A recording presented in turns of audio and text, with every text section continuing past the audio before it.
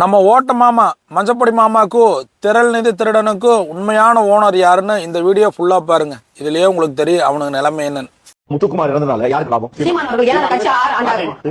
ஆமா, கட்சி ஒருத்தர் கிடைச்சது, பொண்டாட்டி ஒருத்தர் கிடைச்சது. ஆமா, அப்படிதான் இருக்குது. எப்படி கட்சி எப்படி? நான் அதான் சொல்றேன், நாம் தமிழர் கட்சியோட உண்மையான ஓனர் முத்துக்குமார்.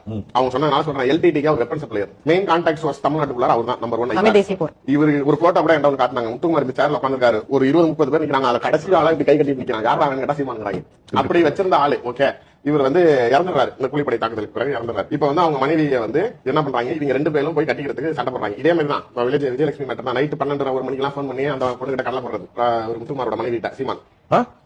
அவன் சாட்டை திரும்ப நேரா போய் அவங்க அப்பா கிட்டே, அதாவது அந்த பொண்ணோட அப்பா கிட்டே போய் நாளைக்கு மறுமணம் பண்ணி கொடுங்க. அவர் பெரிய ஏதாவது தியாக வாழ்க்கை பண்ணிட்டேன், நான் மறுமணம் பண்ணது அவர் அப்படியே பெரிய தியாகம் பண்ணலாம். வாயில அசிங்கமா இவருதான் மானத்தனா மூஞ்சி பார்த்தா அப்படி தெரியலையே.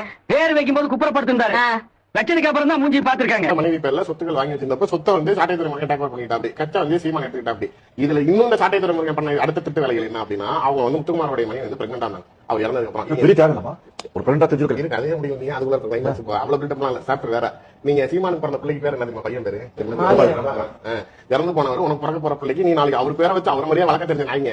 முத்துக்குமாரோடைய வயிற்றுல இருக்க பிள்ளைய முத்துக்குமார் மேல மரியாதை இருந்தா அந்த பிள்ளைய வளர்த்து மறுமணம் செஞ்சு தியாக பற்றி பேசினா மனைவியும் பிள்ளையும் சேர்த்து பார்த்துருந்தா நீ யோகின. வயிற்றுல இருக்க பிள்ளைய கருவை கலைன்னு சொல்லி கட்டாயப்பட்டு கருவை கழிச்சுட்டாங்க. வயிற்றுல முத்துக்குமாரோடைய வம்சமே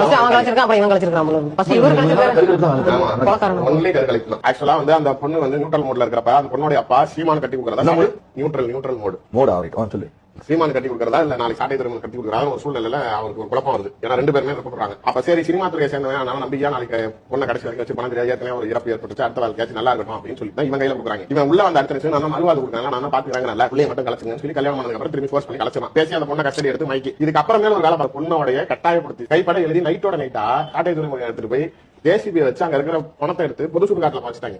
அப்படிப்பட்ட ஐயோனா, அதாவது கூலிப்படை வச்சு ஆளை போட்டு தள்ளிட்டீங்க. கட்சியே ஒருத்தர் டேக் ஓவர் பண்ணிட்டீங்க. சொத்து பொண்டாட்டி பேர்ல இருக்கிறனால நல்ல மாதிரி மறுவாழ்வு தரேன் தியாக வாழ்க்கை பேசிட்டு அந்த பொண்ணையும் கட்டிக்கிட்டு நாளைக்கு பிள்ளைய பத்தா நாளைக்கு அப்பாவோட சொத்து நாளைக்கு பிள்ளைக்கு போயிரும் சொல்லி அழகா கருவையும் கழிச்சிட்டு.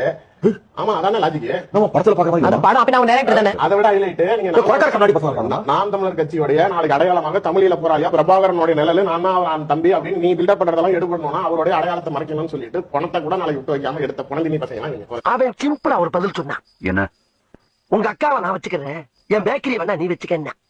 அதுக்கு நீ என்ன சொன்ன? பட் அந்த டீலிங் எனக்கு ரொம்ப பிடிச்சிருந்துச்சு, ஒத்துக்கிட்டேன். என்னாச்சு? இல்ல நீ ஏன் இவ்வளவு சொல்ல ஒத்துக்கிறேன்.